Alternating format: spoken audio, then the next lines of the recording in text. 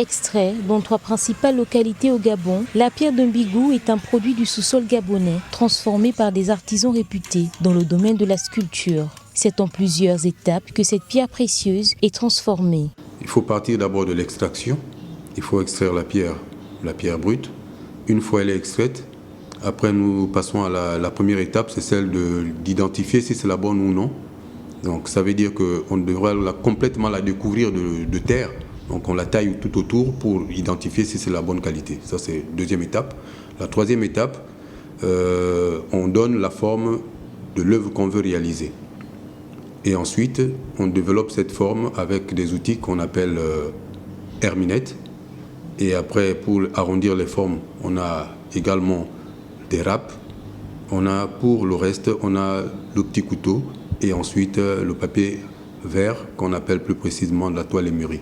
Transmise de génération en génération, la sculpture de la pierre de Mbigou est un art qui permet à ses artisans de juger l'authenticité du produit. Nous savons que lorsque l'on a extrait un bloc, on peut l'identifier d'un autre, on peut le différencier d'un autre à partir des spécificités qu'on y trouve. Les spécificités sont généralement déjà la texture de la pierre et ensuite les couleurs que nous connaissons très bien.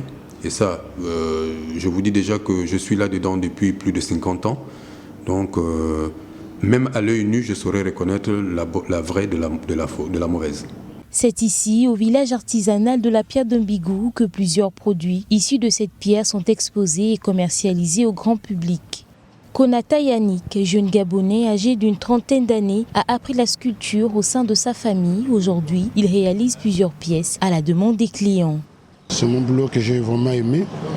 J'ai commencé la peinture, mais après je me suis engagé sur la pierre de Mbigou parce que j'ai vu mon grand-père travailler, mon père travailler, mon grand frère et mon cousin.